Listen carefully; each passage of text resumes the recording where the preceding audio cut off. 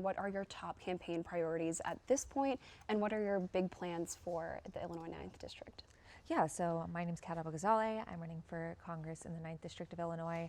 I'm a researcher and journalist who's covered the far right for years. And so my top priority is anti-authoritarianism, putting an actual fight against Trump, against ICE, against the fascist tendencies of this administration. And I am the candidate in this race with a track record of fighting and winning against the right. My work has helped educate millions on far-right narratives and misinformation, helped de-radicalize thousands, and even contributed to Tucker Carlson getting fired from Fox News. It triggered Elon Musk into deposing me last year, and just last week I was federally indicted by this administration for exercising my First Amendment rights. And I think it's clearly a political prosecution and yet another indicator that the right does not want me to lead this district because they know I'd be effective. But the house is on fire, so we need to put out the fire before we can redo the house. But our other top priority is what I call basic existence. And it's the idea that everyone should be able to afford housing, groceries, and healthcare with money left over to save and spend.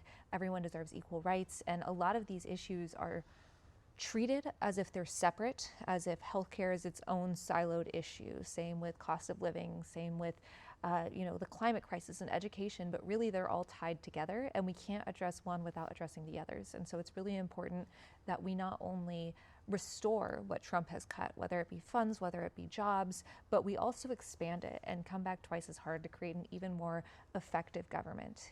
The status quo wasn't working for people before Trump. It's definitely not working now, and we all deserve better. As far as the 9th District, this is a very diverse and welcoming place to live, and it's part of the reason the administration has attacked us so much in Evanston, in Uptown, where I live in Rogers Park, and in the suburbs of Skokie and Niles. We're seeing more ICE activity and cuts to Illinois benefits as a whole.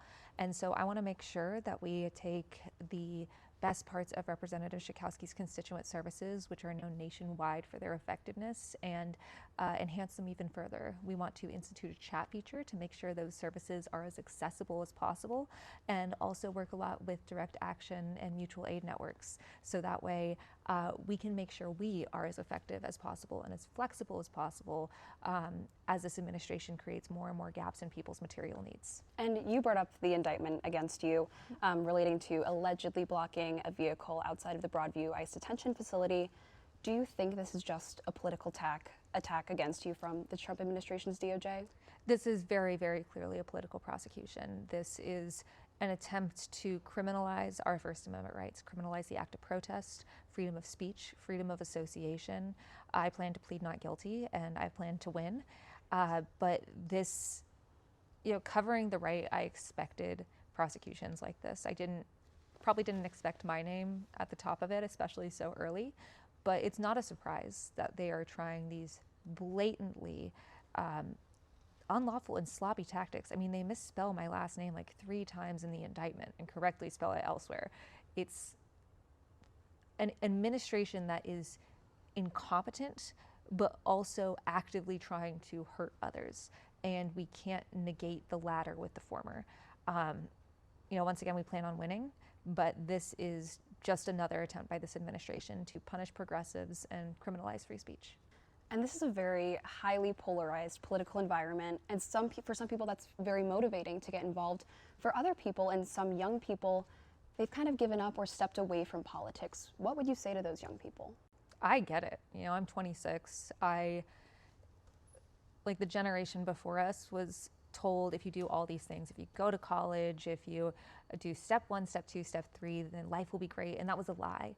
And then for our generation, we weren't even given that first promise. It was just, life is going to be hard. It's going to be harder than it was for your parents, and you have to deal with it.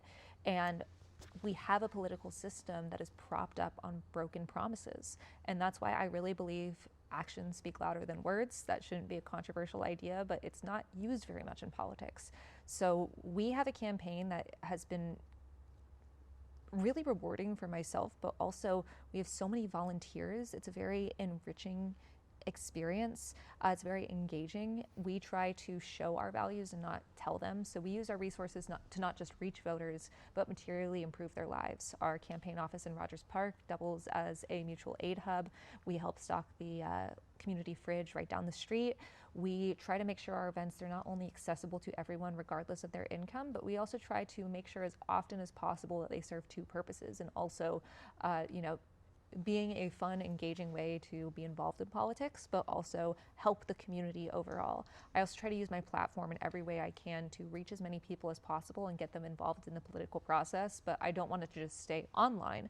We need to take the online offline, which is why we have so many actions that get people involved, whether it be door knocking, whether it be protesting, whether it be being really active in our day-to-day life in a way that we haven't been, especially since COVID.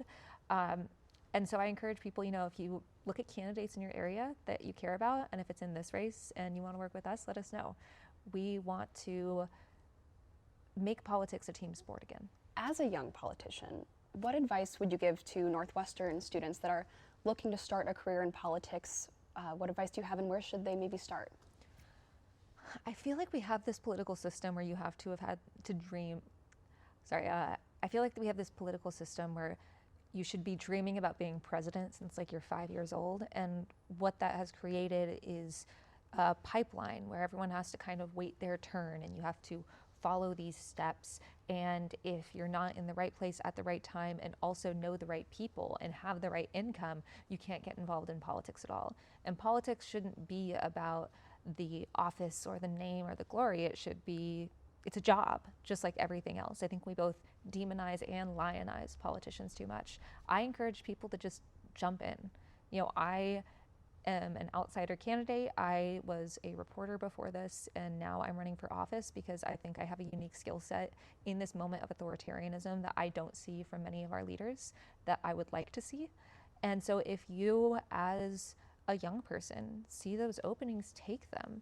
And whether that be running yourself or being involved in campaigns you care about or causes you care about, whether that's, really engaging in mutual aid in your community or doing campus activism, all of those things matter. And I really want us to think about politics and how to help each other, and rather, instead of